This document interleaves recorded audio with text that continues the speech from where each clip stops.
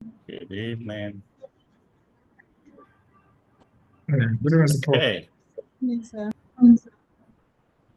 so we are Good evening, sir. evening.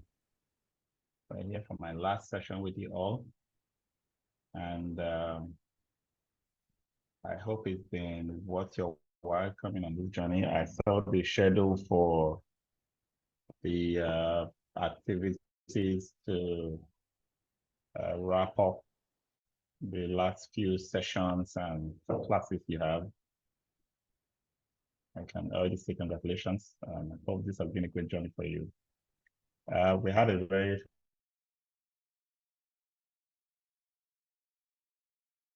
fantastic session on Saturday for those interested in this particular topic. But we have to complete it for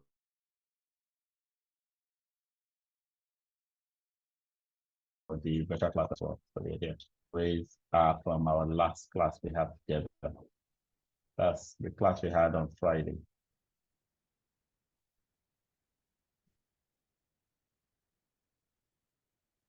Who's gonna go first? Take away from the last class. You can come on screen as usual. Okay, come on screen, everyone.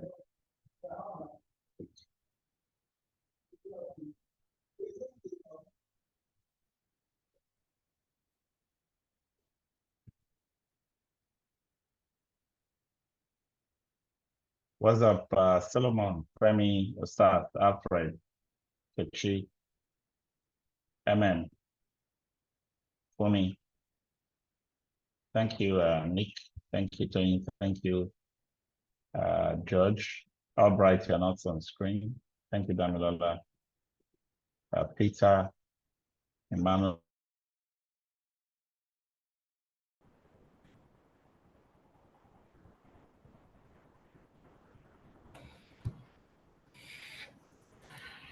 Second.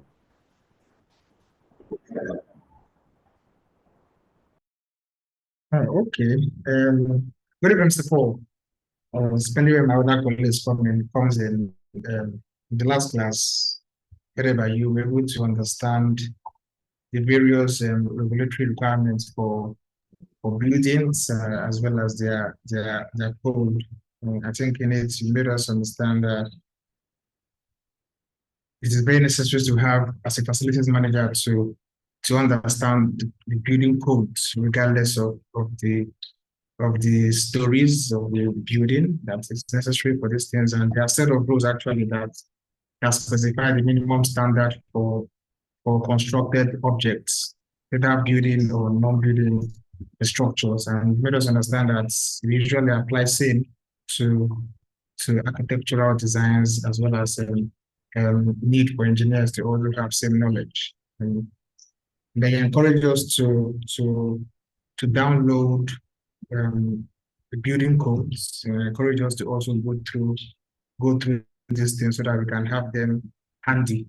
So that's my summary for from what I got from you last week. Thank you. Fantastic one. All right, awesome. That was good. Who's going next? Take away. So in the class on Saturday, we got everybody to download the building code, but I know that I didn't pause for us to download it on the virtual class. So how many of us, by show of hand, actually have downloaded the building code now? You can raise your hand to indicate I've downloaded the building code.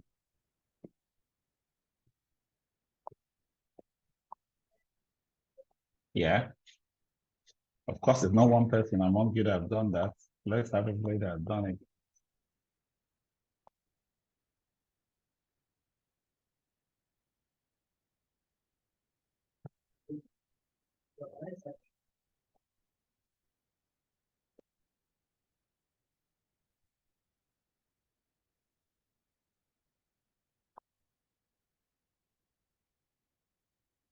Wow. Like seriously, 4 people.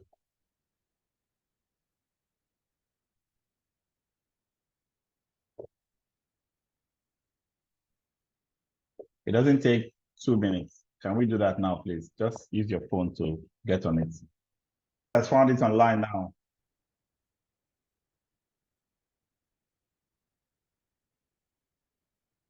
Okay, Fumi, you found it. How many pages is it?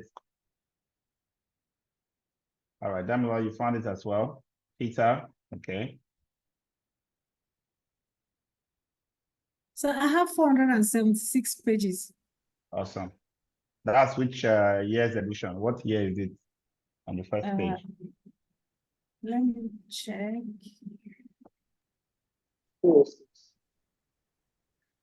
2006, right? That should be 2006. Okay.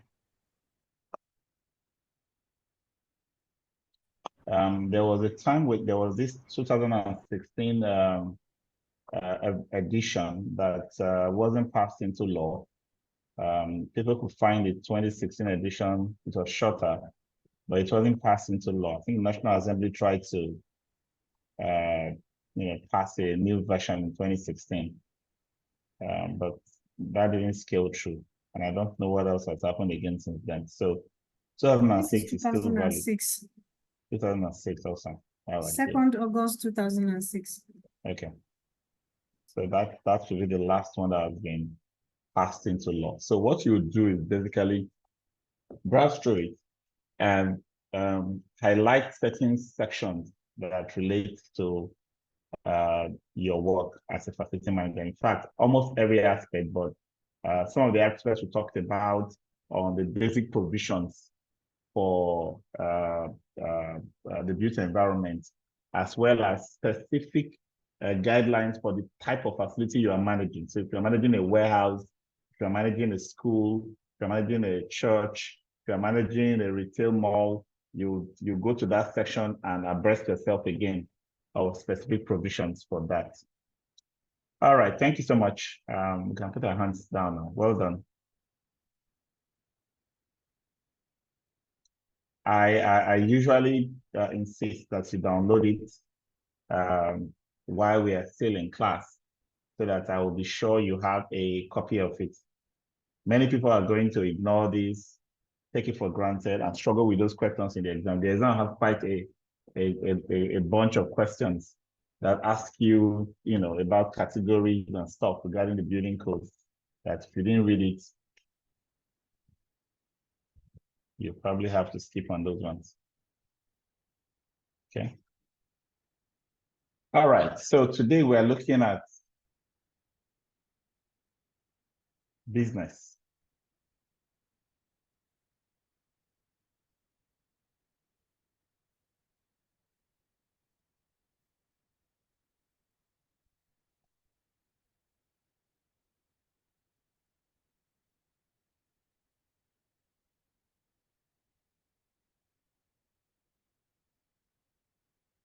At some point in our careers, we want to start,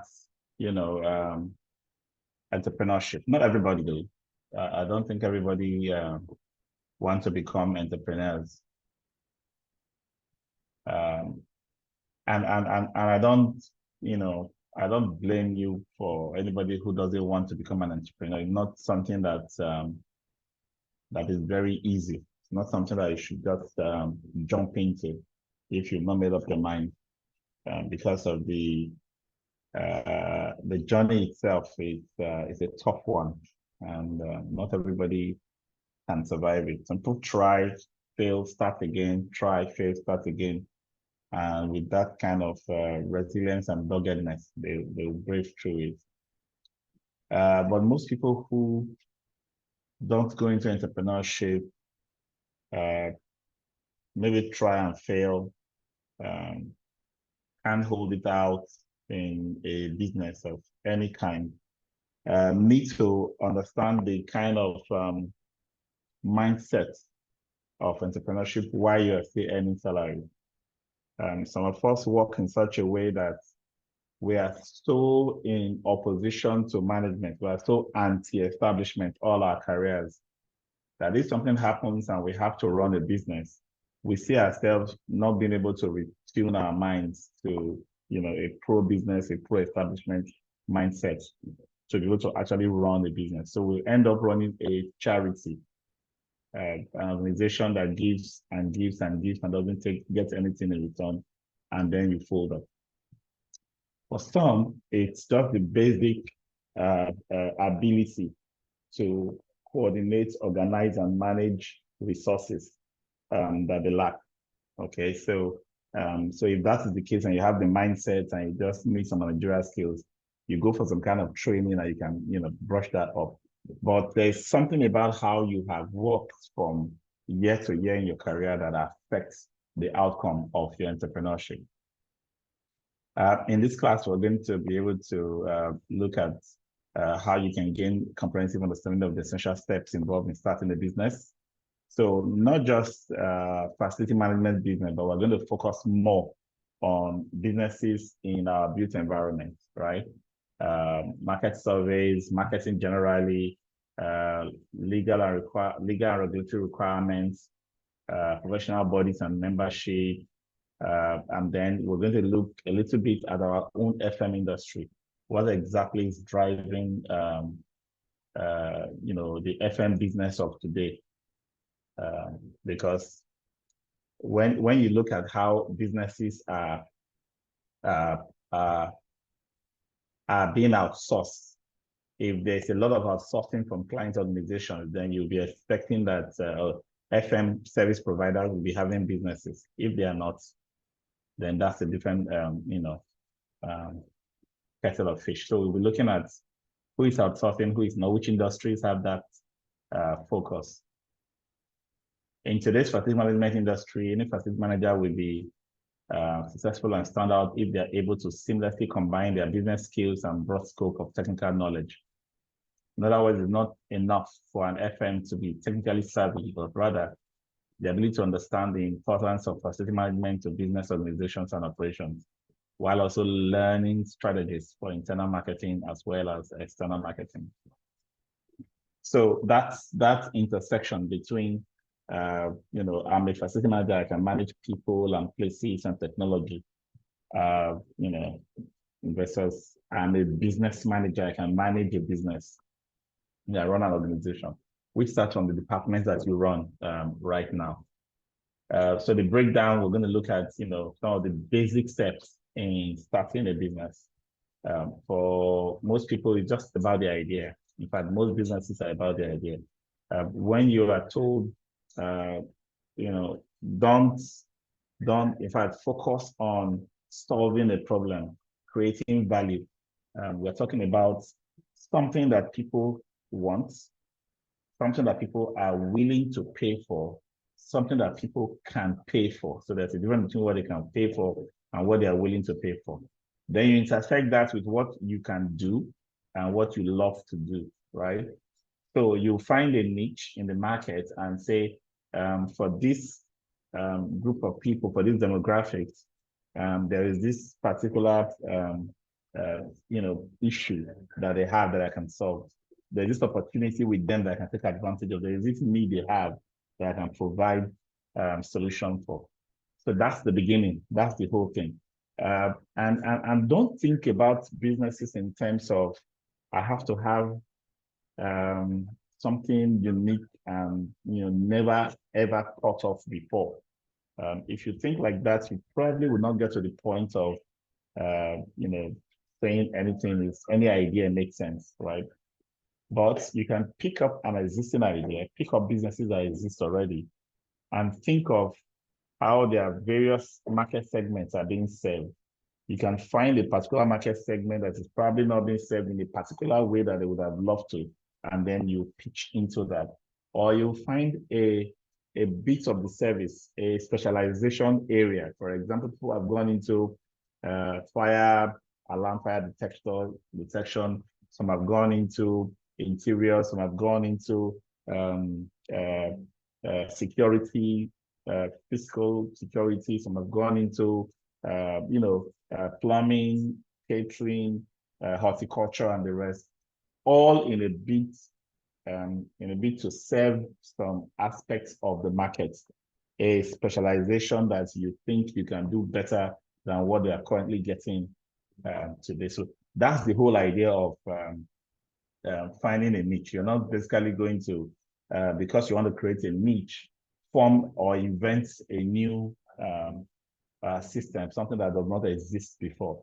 A recoloration, a repackaging, a relabeling, a ideation, just some way to look at it in a different way can become a great idea that you can hatch and build something for yourself. So what typically is the first step? You have the idea. The next thing that comes is, come up with a business plan.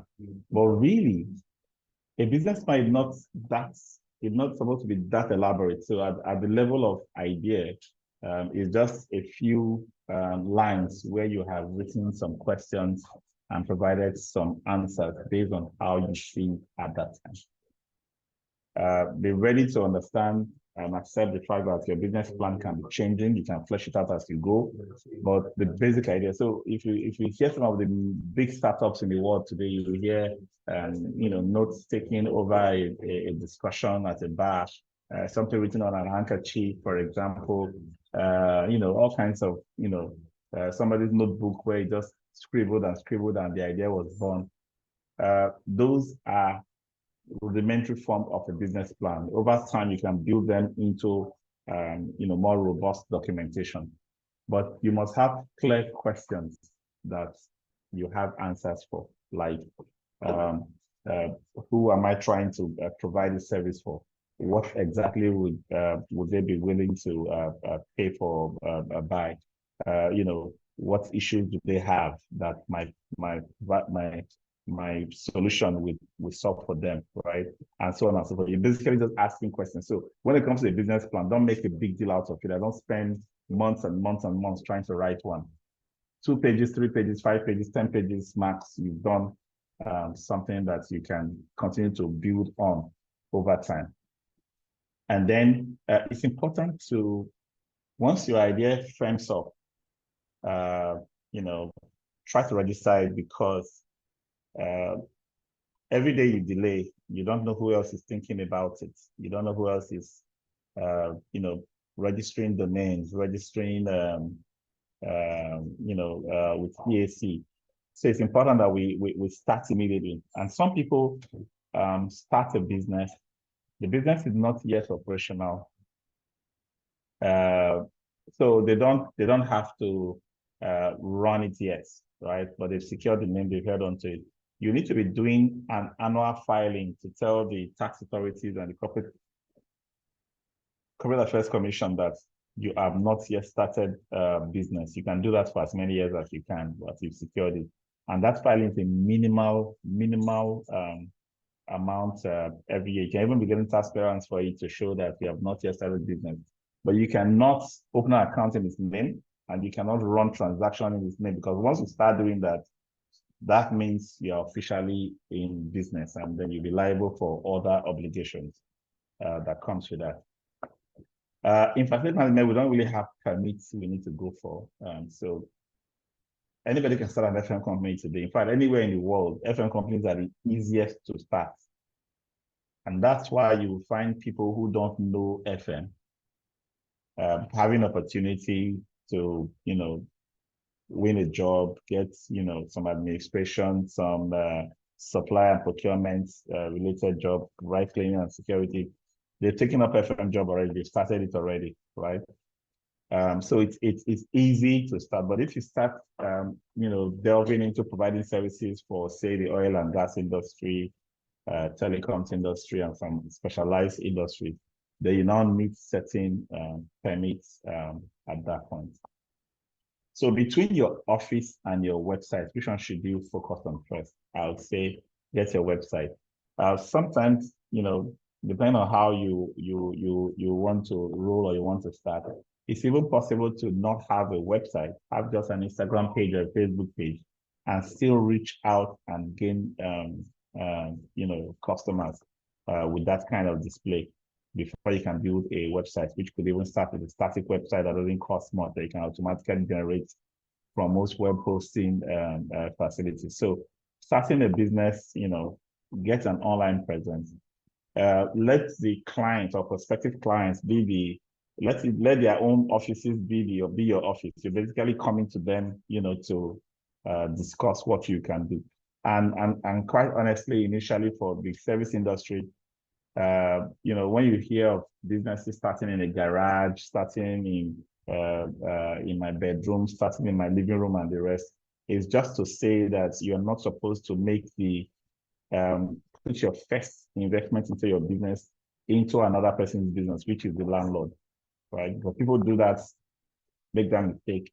They get a place to rent it, they buy generators, they furnish it, and do all that, and say, "I'm starting a business." No, in fact, for you to get to that point, you'd have started generating some kind of revenue, creating some buzz, having some clients that already begin to pay for your service. And even in taking on the first employee, there will be mostly people that can take off some of the tasks that are bugging you down, the mundane day-to-day tasks, so you can focus on more strategic things, especially related to selling and winning clients, businesses. So you can do that and grow organically. But if you already have a funding source, for example, you already have partners who are investors and the money is already there, of course, they'll want a more structured approach to startups. So they'll put out some financing, maybe including yours and savings. Some people even go ahead and take a loan to start a business, which I don't advise, because business by itself is already a risk. Adding some other additional risk from a loan into it, I would normally not advise it. Okay, unless again you're not starting small, you're starting really big, and the funds are there, and the market is already there, and you have a plan, a go-to-market plan that can take you to where you're going to with that huge investment. Then you can take that chance of the risk. Okay. So let me go to something that so the first thing you have to consider when starting out a business is the focus should be exclusively on the customer. Exclusively on the customer. What does the customer think? And that's How am I solving the problem of the customer? If you know the skills for the job, you have the technical skills, you have the know-how for any kind of business, you have only acquired barely 10% of that business capacity, because your skills and your knowledge will be with you and will not yield any revenue or income for you unless someone else pays for it. And that's when it becomes a business. So I would normally say your skills and your knowledge in any domain, especially in the service industry, say you're a very good caterer, you can cook very well. It is not yet a business because it's only 10% of the business. The remaining 90% now depends on your being able to network and bring people in who will test your food and say, yes, with this tasting we have done, this person can really cook and we can buy from the person. That's when the business is born. And that's why it is easy for someone who does not understand the industry, does not understand the business, but finds you who knows everything about the technical delivery process, but don't know how to acquire the customer, and brings you on board as his employees. That's basically what's happening. Think about it. MDs and CEOs in the FM industry today are mostly opportunists, businessmen and women who are opportune to be in the right place at the right time to win contracts.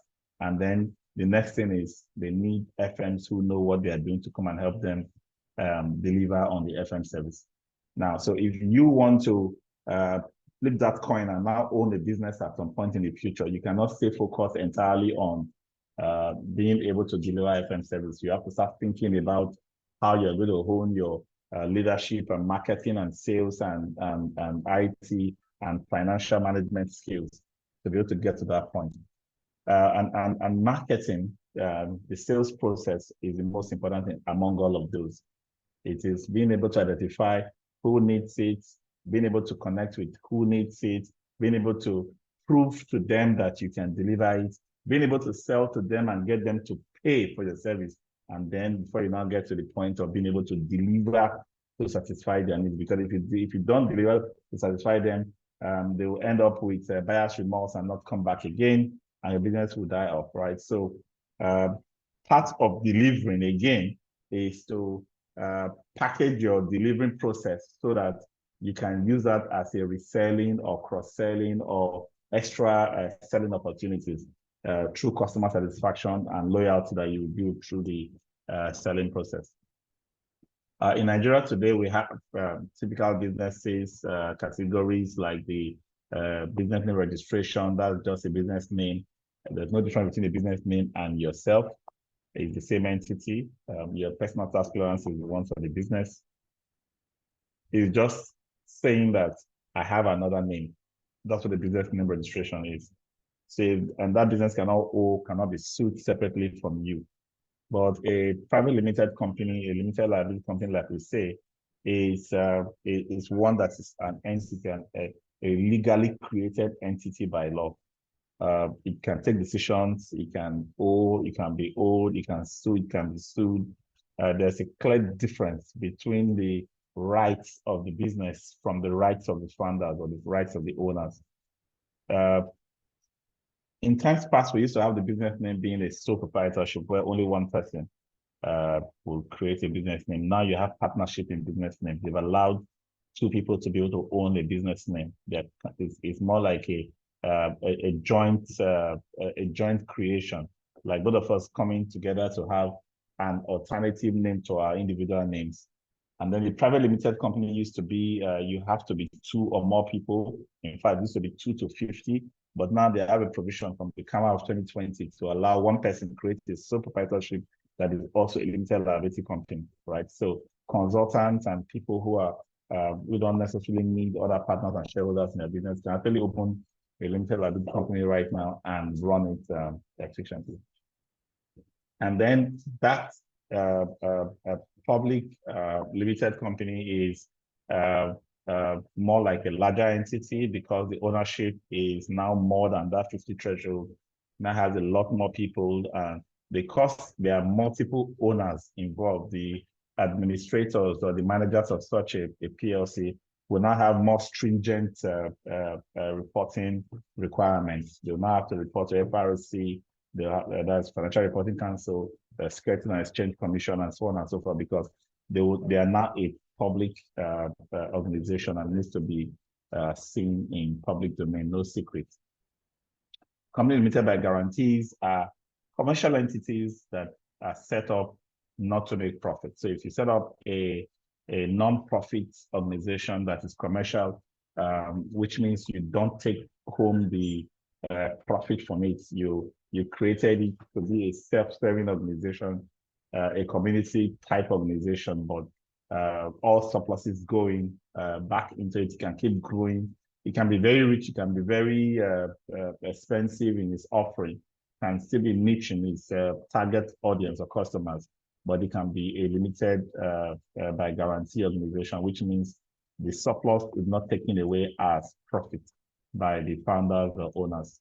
And some of the large organizations we have around us are actually, taking this approach. The unlimited company is also like a private limited company, but just that the legal entities are not necessarily intertwined, but the liabilities can be transferred to the owners. So unlimited companies, they're individual entities where if something goes sour, the liabilities of the entities can be transferred to the owners or the those who registered it or shareholders. Then you now have the incorporated trustees. Incorporated trustees are the associations, estate associations, professional bodies. These are membership organizations that are set up as trustees. So basically, it's non-profit, it's non-commercial. That's what incorporated trustees are. So most religious bodies will find themselves in this category. Why should you register your business name on time? Of course, I mentioned this before. Business names are being snapped up every day. People are just sitting up in their house and just looking at all kinds of industries, coming up with likely names, especially from the international scene, hoping that those companies will come into Nigeria at some point, and then they'll be buying up domains and names, and that can become a challenge for you if you delay in setting up or picking a name that you think you want to have. So go online, go to the CAC website, and just put 500 naira, do a search, provide several names. They will search and tell you if the names can be reserved for you, or the names have already been used, or similar names have already been used and you can't use them again. That's the main reason why you should register on time. As for the way to register, I think it's becoming more easier. The Corporate Affairs Commission website is now, pretty much open for anybody to go in and register a business. So you can actually start from there. You upload all the memorandum and articles, upload all of those things you need to upload in there, sign signatures in some documents and scan it in, and so on and so forth.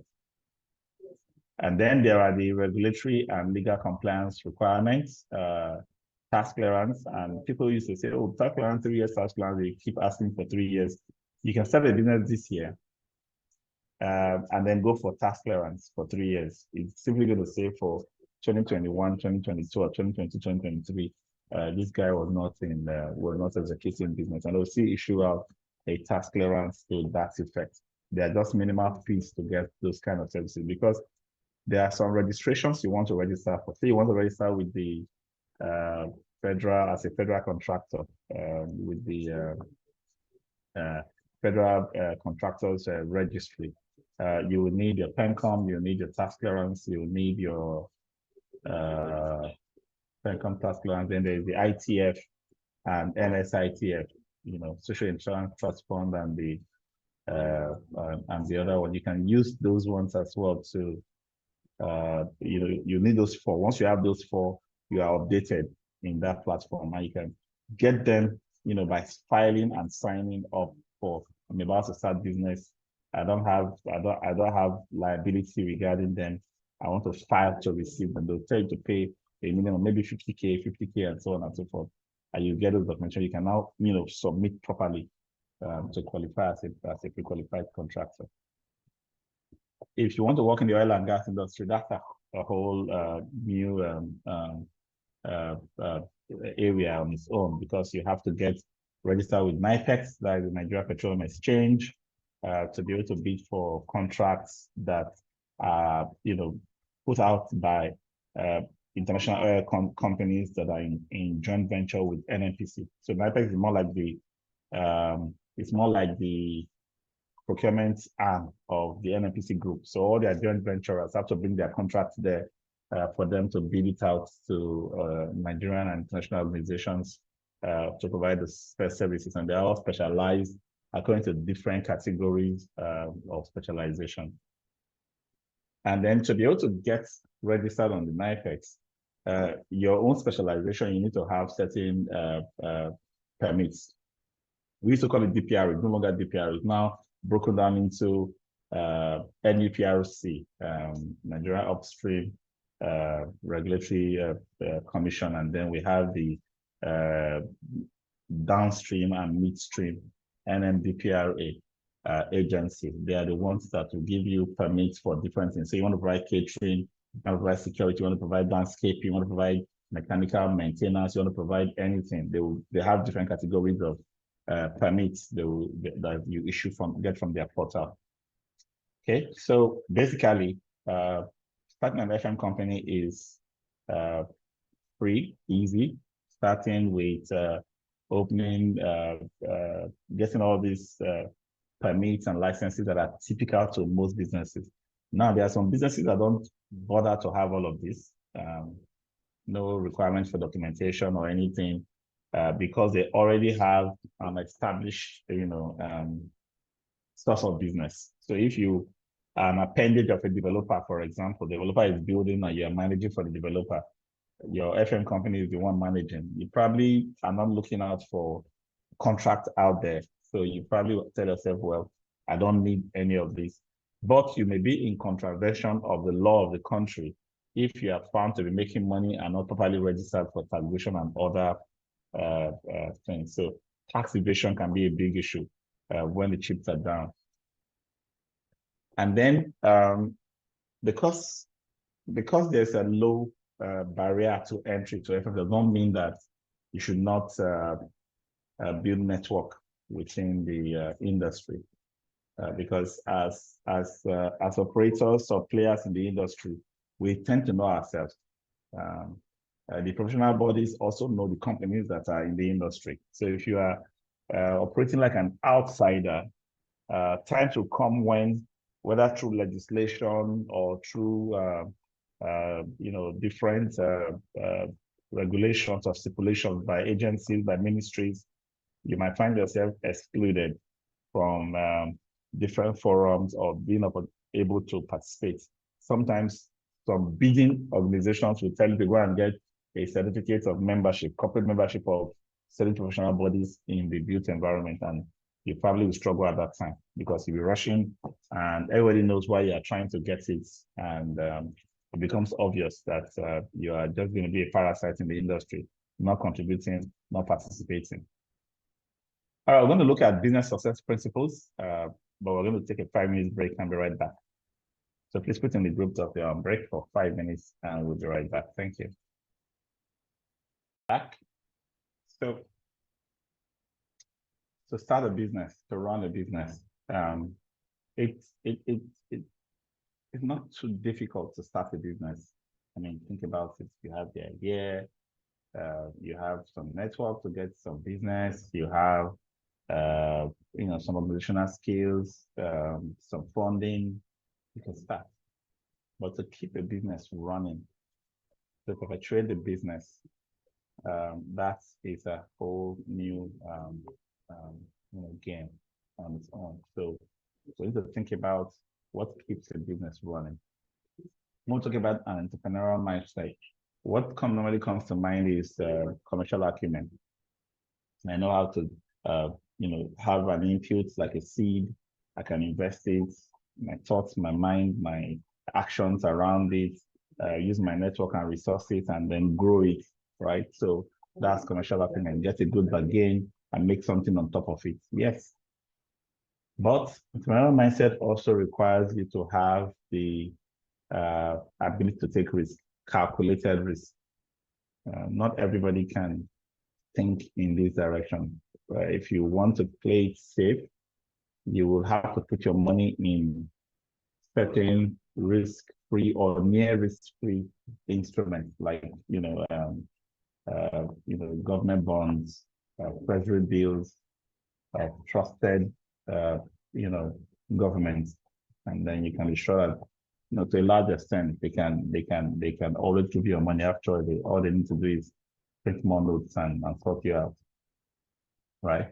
But the returns in risk-free or near risk-free assets are steady and slow, right? So you'll be sure that the fund will always be there, and what's on top is very little. Just like put your money in the bank, a bank that will not fold up, for example, is to give you 1% a month, 0.5% a month, and you can just keep managing with that as you go on. But if you put it into a business, into an organization that you want to run, there's a tendency for it to grow geometrically, right?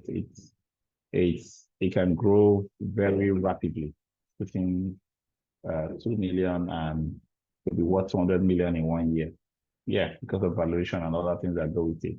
But again, that 2 million could just be knocked off. It could be zeroed out. And so the risk is always going to be there.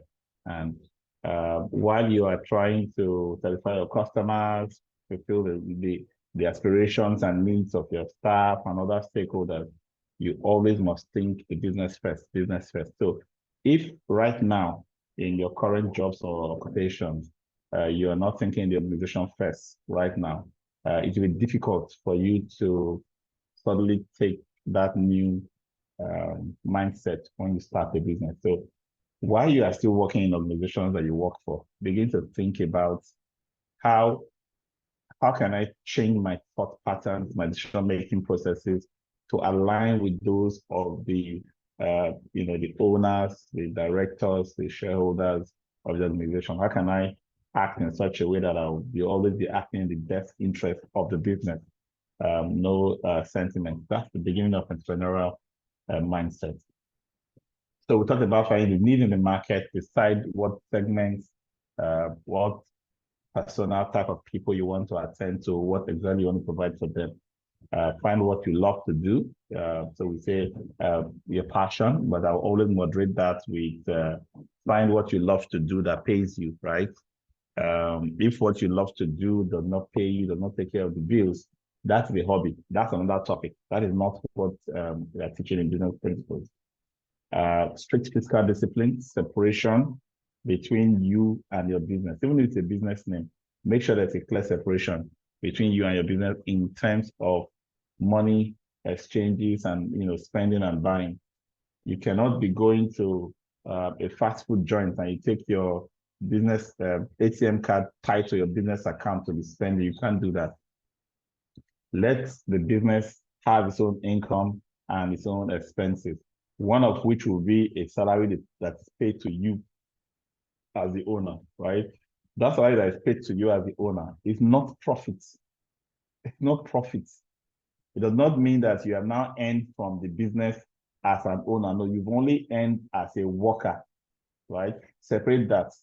So you pay yourself that and you can spend from there. At the end of the day, when you now work out what the profit and loss of the business is, you can now say, hey, this is my profits from running the business. You can now take that again as a profit for owning the business. So there's a clear difference between you as a business owner and you as a worker in the business.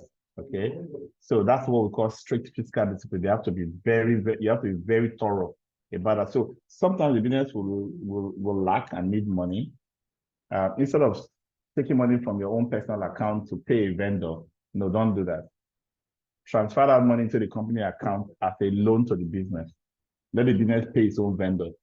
So that tomorrow, when the business makes a surplus or a profit, you can first say, oh, you've not finished paying off your loan. Pay your loan back to me, right? So if you're owing me 2 million, pay it back to me, go back to my account. We now say, okay, so how much is left as profits that I can now begin to look for my profits from that. This is one of the most significant lessons that many businesses don't practice or realize. And many FM companies, they're just mixing things up, especially organizations where you have the developer is the one that set up the FM company. So yeah, then it's supporting the estate at the beginning.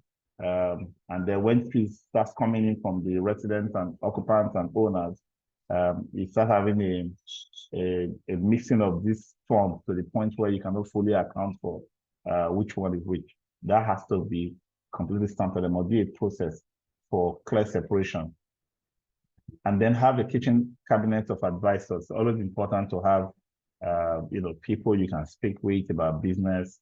You want to take decisions, you have proposals, you have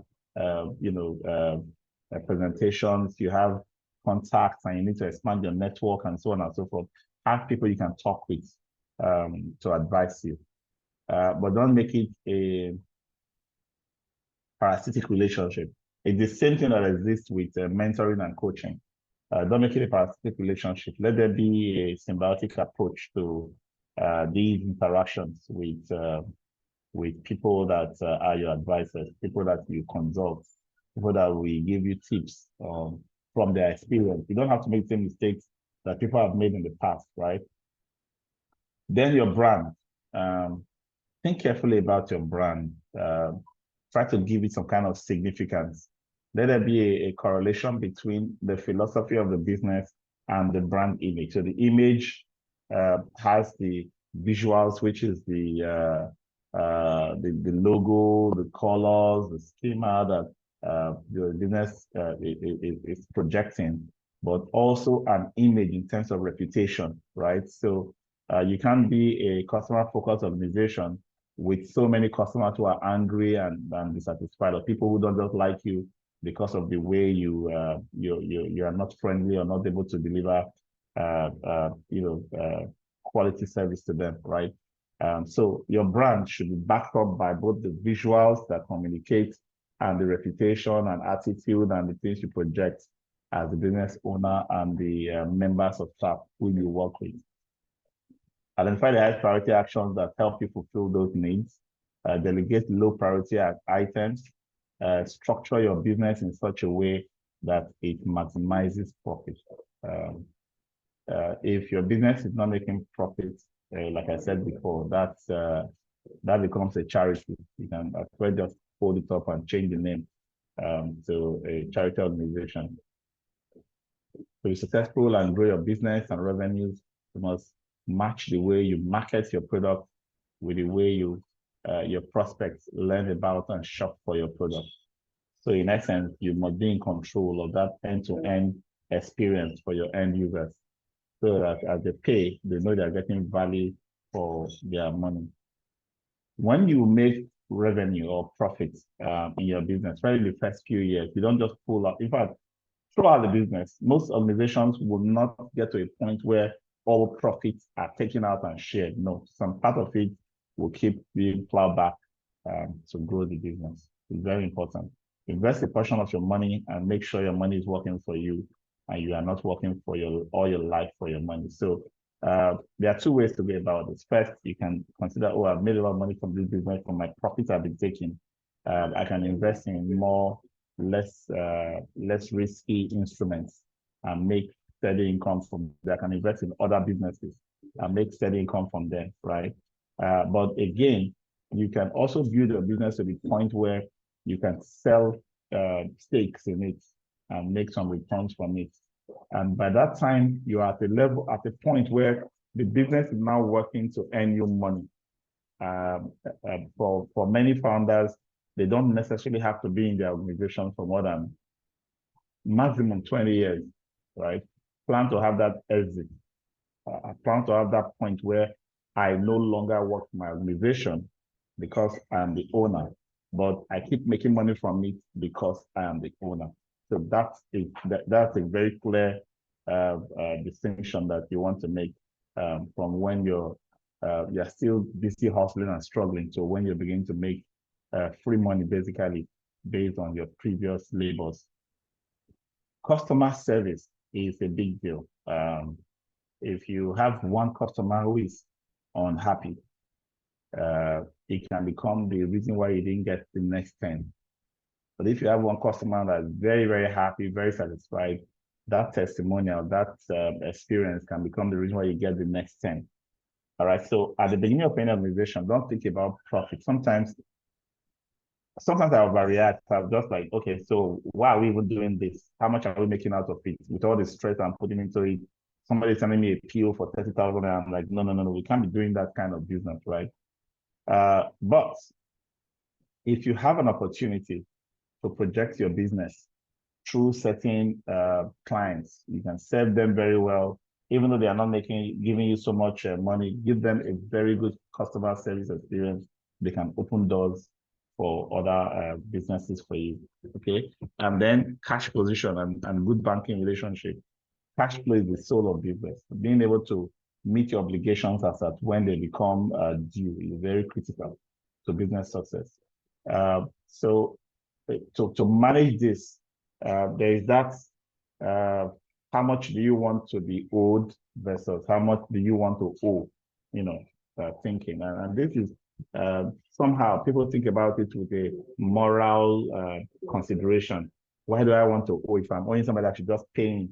There's no reason why I should owe somebody. If I have the money, why should I? That's not how business works. It is the person that holds the money for the longest period that is the wiser one in every business relationship. The person who the money is in his hand for a longer period is the smarter one. So don't be too quick in doling out, funds, and don't have your funds in the hands of other people. So that's how you find some organizations that are rich on paper, but in reality, they cannot deal with their basic obligation because they don't have their funds with them. They are paying quickly and they are not being paid as quickly. So they will become dry. And that can even create lots of opportunity, can create bad reputation, quality of service that will drop and all that because you're not able to pay your vendors and do the things that you should do to get your business going. Okay, of course, most organizations will plan to grow, try to put on, more opportunities for doing better and bigger, have a bigger operation in the future. You should put a lot of energy into that because if you decide I'm not going to grow, at least invest in getting better quality, improvements, innovation, research. So even if you don't want to, blow up and become a Elon Musk or a Bill Gates, for example, or a Dangote, but get better. Don't say, oh, I'm okay with what I'm doing with where I am, because that is stepping backwards. The market, the technology, the government regulations, the stakeholders in the industry, your customers are moving away. So you must keep pace. So choose which one you want to go for. I want to grow and expand, thumbs up. I want to also have innovation and research and get better at what I'm doing, thumbs up. Have both of them, good. If you don't want to have both of them, at least don't give up on the innovation and research aspect. All right, so let's just do this quick final analysis. In our business landscape in Nigeria today, when we talk about facility management as a business, we are thinking about outsourcing of facility management by organization.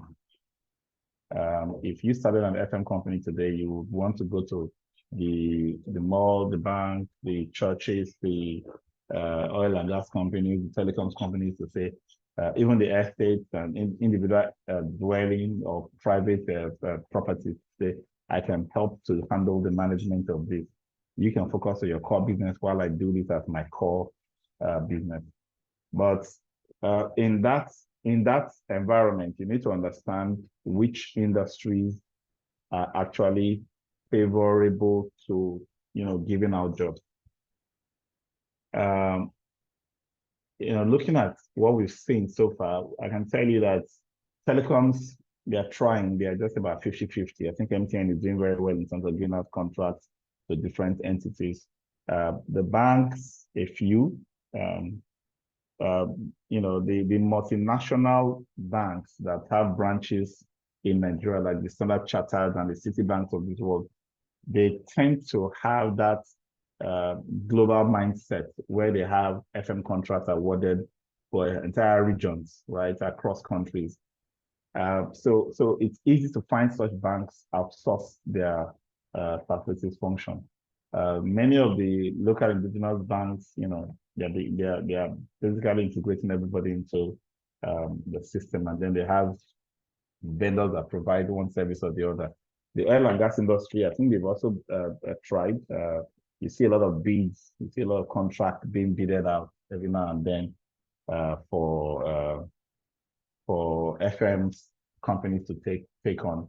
The public sector has not been too good. The governments at all levels, with the enactment of the Executive Order 11 of 2022 that created a department for structured, process-driven maintenance, and tries to, advocate for agencies and ministries to outsource their FM functions to create a maintenance economy, have not really taken root.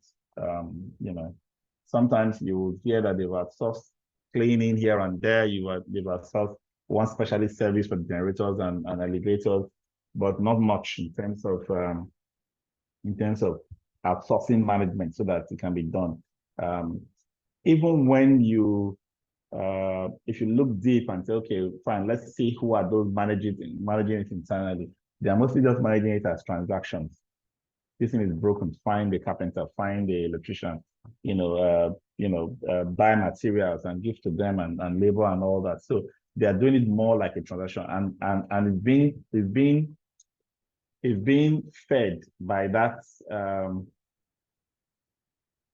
Careful about the words that I want to use here, because somehow that is the area where much of the corruption that take place in organizations,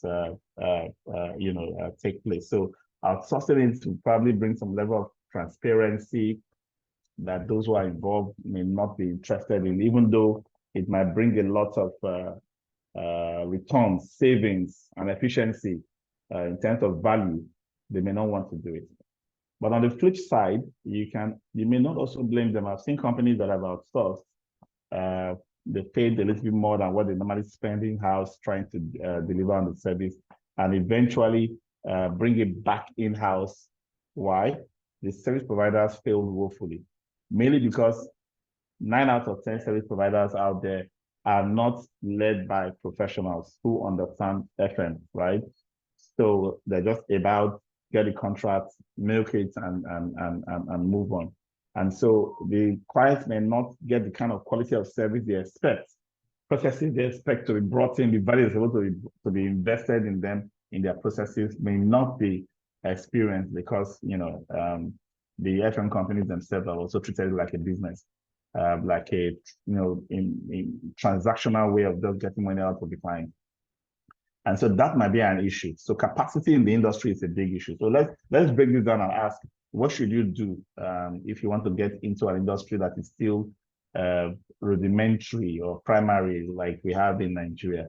You probably want to start with one form of service or the other. I've seen cleaning companies, that start as cleaning companies and begin to expand into FM. And they're doing well because cleaning is a commodity that is easily identifiable. And once you are in as a cleaning company, running the operation from there and begin to bring in your experts as an FM, it becomes easier for you to get other FM expansions. And you can just rebrand, and then move on into FM fully, in addition to it. Some have come in through construction, they'll renovate or they'll build, and then they'll, stay back and say, oh, we will help you manage, we'll help you manage that.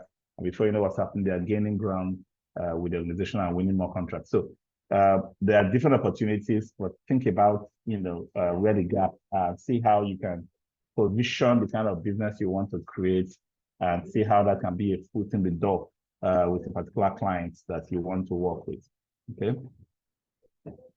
So that's where I'd like to leave the lesson for today. Read up. I'm sure you've done the FM organization, so you must have seen all of those aspects of the different types of FM departments and organizations. So let me open the floor.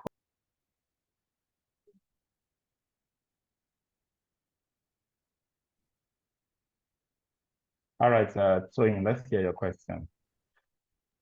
Good evening, sir. Thanks for the lecture.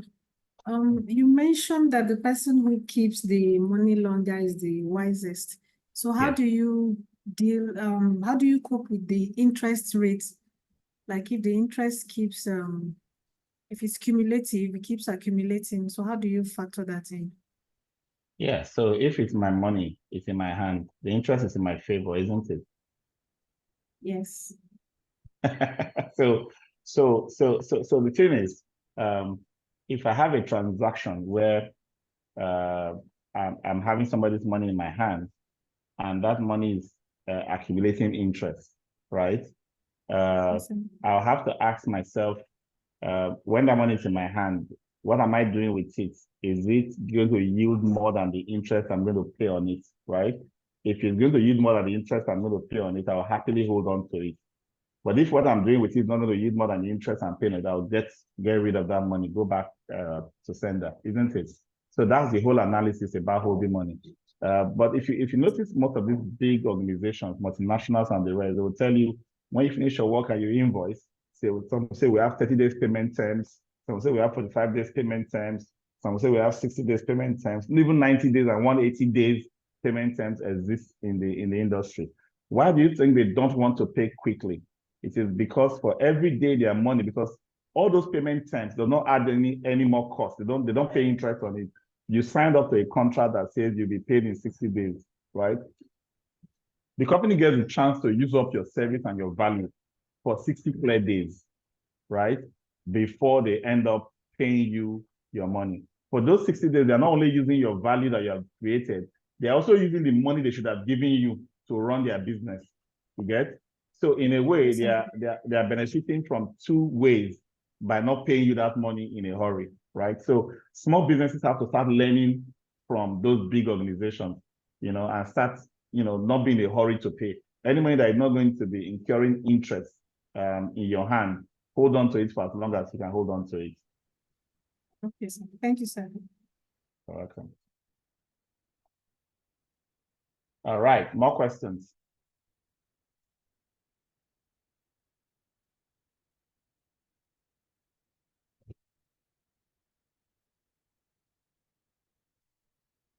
All right, so you can ask more questions in your class group.